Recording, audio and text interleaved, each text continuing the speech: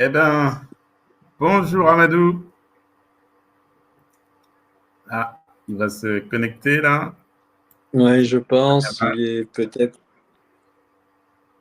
Ça y est, je suis voilà, là. très bien. Super. Ah, Ben écoute, bravo, ça fait bravo. plaisir de te voir parmi nous. Bon, écoute, hein, c'est une journée extraordinaire, comme vous savez toujours le faire, hein. Et c'est ça qui est terrible. Donc, quand ça, il a quelque chose, ça se fait en grand.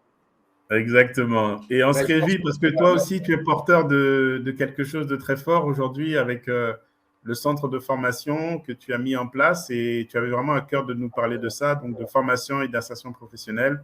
Christian, je ne sais pas, tu veux dire un petit mot avant qu'Amadou prenne la parole? Non, non, ben on fait beaucoup d'actions ensemble avec Amadou parce que c'est une vraie personne, une personne bienveillante, authentique, extrêmement impliquée, avec une tête au Mali, une tête en France, une tête partout, parce qu'il a créé le cluster Digital Africa. Et réellement, j'ai hâte de l'entendre, qu'il nous explique un peu mieux que je ne le ferai tout ce qu'il entreprend depuis tant d'années. À toi, Abdou. À toi, Amadou. merci Christian et merci à tout le monde. En tout cas, j'ai passé une bonne matinée aujourd'hui, et ça donne de l'envie et c'est surtout ça qui est bien, c'est de fédérer aujourd'hui et d'apporter tout le monde sa petite contribution pour l'employabilité de nos jeunes. Et ça, c'est très important aujourd'hui. Et le Cameroun et le Mali, je pense que c'est deux pays qui ont les mêmes problématiques et c'est quelque chose qu'il faut qu'on essaie de voir et d'encourager pour que ça puisse se faire dans plusieurs pays en même temps. C'est vrai que Christian me demande de me présenter. Je suis Amadou Diawara, je suis franco-malien. Je suis rentré au Mali en 2010 et je lançais ma société. Et aujourd'hui, le Celtic, c'est plus de 200 ingénieurs et consultants avec une présence au Mali, en Côte d'Ivoire, au Niger, au Rwanda, aux États-Unis, à New York et en France, à Toulouse. Et après, j'ai eu la chance aussi d'être le président du cluster Digital Africa, qui est une plateforme d'intelligence collective et d'éco-construction. Donc, Christian est d'ailleurs notre vice-président d'honneur et qui fait un excellent travail pour le cluster en termes d'accompagnement, de soutien et de stratégie. Et aujourd'hui, la chance que j'ai, on m'a demandé de parler de la formation professionnelle, hein. Donc, nous, au niveau du CELTIC, on a mis un centre d'innovation, de recherche technologique et d'industrie créative justement pour dématérialiser tout ce qui est processus de formation, pour utiliser l'intelligence artificielle, pour apporter des solutions à la formation, mais aussi former les jeunes vers les nouveaux métiers. Parce que la plupart des métiers de 2030 sont toujours pas créés encore. Il va falloir les créer, il va falloir amener les jeunes vers des métiers qui sont employables. Et surtout, un pays comme le nôtre, le Mali, lorsqu'on a 1200 écoles fermées à cause de la situation de la crise multidimensionnelle, et lorsqu'on a également des problèmes de manque d'infrastructures, aujourd'hui, le numérique est sans doute le meilleur outil pour transformer l'éducation et l'enseignement. Donc, c'est pourquoi nous avons lancé une université virtuelle qui, d'ailleurs, Christian, il y avait une promo qui portait son nom, pour donner une bourse à 10 000 jeunes Africains. On était très contents. Il y avait après 600 Camerounais, je crois, qui ont eu un BTS en entrepreneuriat innovant, création de start-up.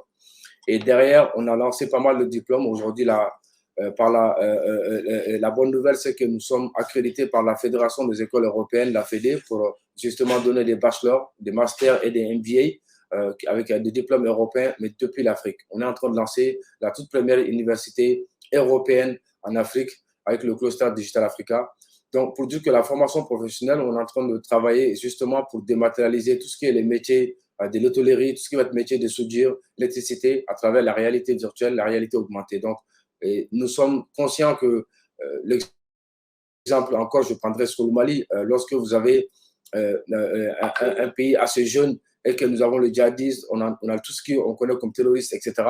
Et les jeunes qui sont en décrochage scolaire aujourd'hui méritent d'être accompagnés, soutenus, mais les envoyer vers les métiers manuels. La plupart des pays africains ont fait la bêtise en voulant former que de l'élite des universitaires et on se rend compte qu'on a oublié les métiers manuels. Les pays qui sont vraiment à féliciter sur ça, c'est le Bénin et le Togo. Ils ont vraiment fait un excellent travail en formant la petite main-d'œuvre. Et aujourd'hui, un pays comme le Mali, on est obligé de faire appel à les Togolais, à les Béninois pour venir faire la plomberie, le carrelage, l'électricité, par exemple. C'est parce que nous n'avons pas formé ces main-d'œuvre-là aujourd'hui. Alors, ça, c'est des questions qu'il faut en discuter parce que si on veut l'employabilité de nos jeunes. On ne peut pas mettre tout le monde des cadres, comme tout le monde ne peut pas être sur l'entreprise. Mais ça, c'est vraiment un phénomène où aujourd'hui, c'est extraordinaire. Il n'y a pas de déterminant unique au défi de l'emploi des jeunes dans la région africaine. Il s'agit plutôt d'une combinaison de facteurs contribuant à aggraver une situation qui est devenue, de ce fait, une priorité politique pour la région. Parce que quand on regarde le Tchad, le Niger, le Burkina Faso, le Cameroun, le Nigeria, le Mali, nous avons ce problème aujourd'hui dans le Sahel qui nous pose énormément de problèmes. Donc, ça veut dire que l'emploi des jeunes est l'un des défis le plus présents auxquels nous sommes confrontés aujourd'hui si nous voulons stopper toutes ces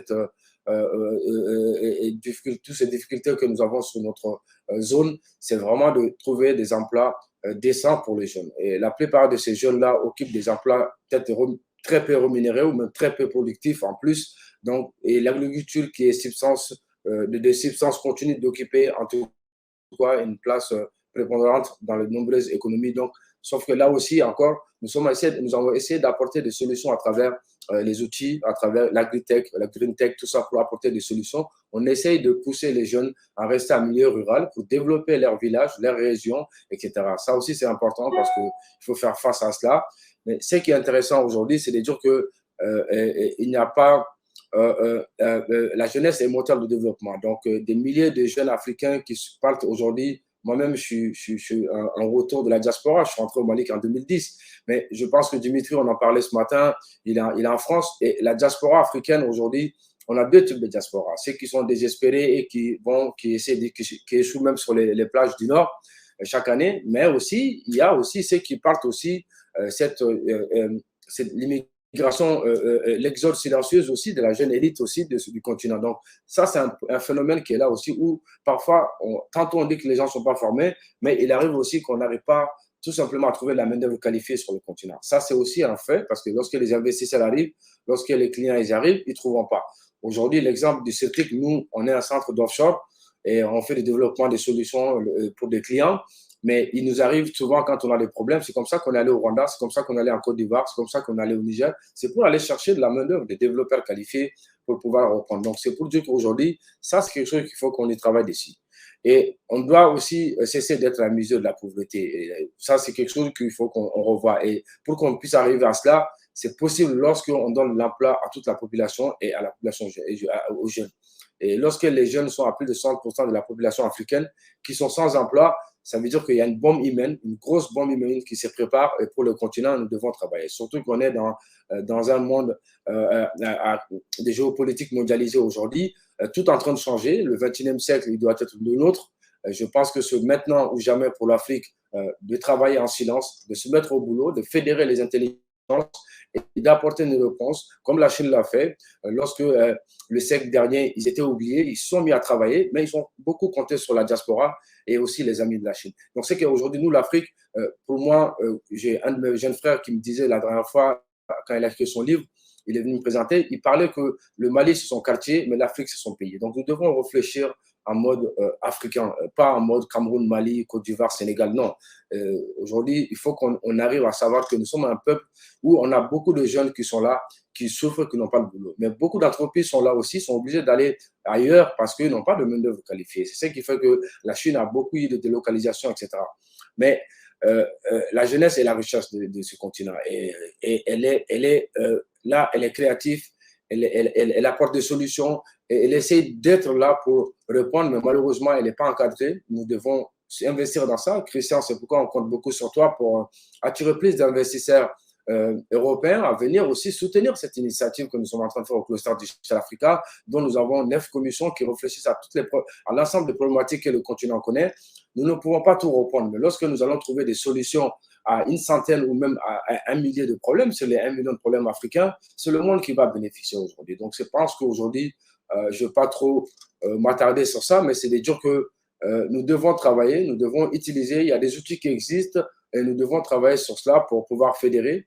Mais on parle tantôt de souveraineté alimentaire, tantôt de souveraineté économique, tantôt de souveraineté sécuritaire. Nous devons pousser, je pense que Yasmine l'a parlé, le digital est sans doute pour moi, en tout cas personnellement, c'est le meilleur levier de développement et de croissance sur le continent africain.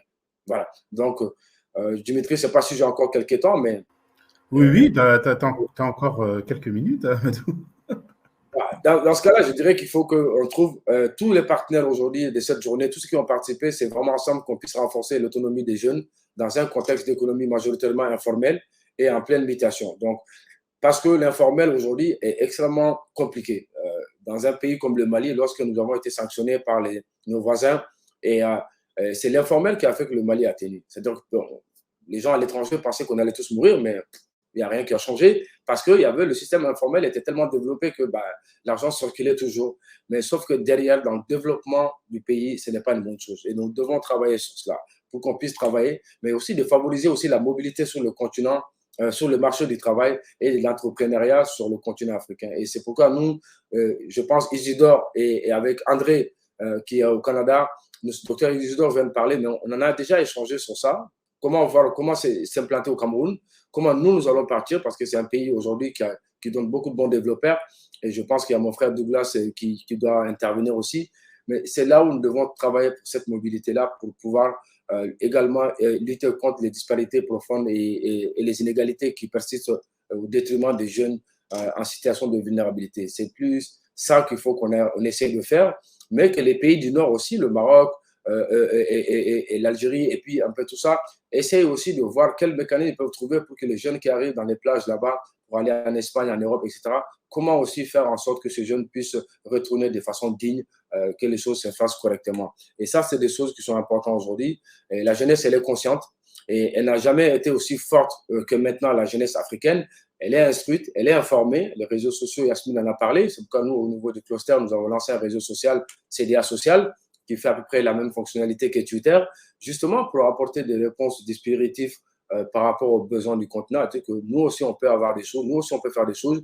Lorsque nous consommons africain, nous pouvons ramener de la richesse. Donc, j'invite tous les Africains, partout où ils sont, consommer avec vos voisins, avec vos amis, avec les gens de votre pays, les gens de votre continent. C'est comme ça que nous allons apporter la richesse dans ce continent. Et c'est là où il n'y a pas de géopolitique, parce que c'est ce que nous avons dans la tête que nous allons essayer de vendre. Donc, en tout cas, le cluster Digital Africa était un formidable défi pour les acteurs du développement qui sont venus avec nous.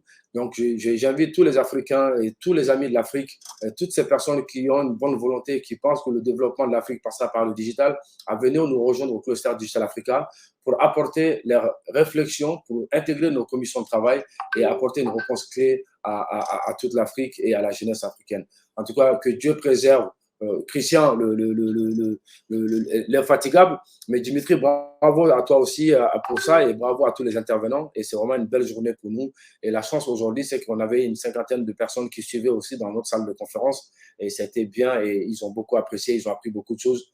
Merci infiniment et à très bientôt. Ah bah écoute, Amadou, tu nous tends la main pour le Mali. J'allais faire Tu sais que le Mali est un pays cher à mon cœur. Pour y être allé, aujourd'hui, on accompagne un orphelinat, Azmali, et qu'on soutient. Et donc, certainement qu'une journée de l'emploi Mali, on va organiser ça. Absolument. Alors, Christian, il est là.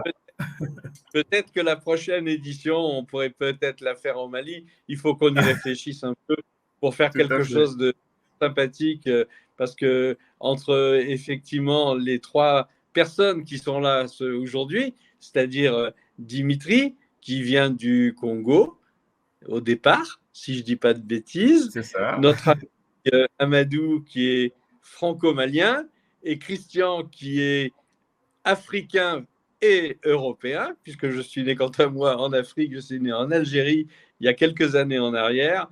Si on n'arrive pas à faire quelque chose pour l'Afrique, ça serait bien dommage. En tout cas, merci Amadou, tu es excellent comme d'habitude. Merci infiniment à vous. Merci. À très bientôt. Ok, à très bientôt. Merci Amadou. Merci.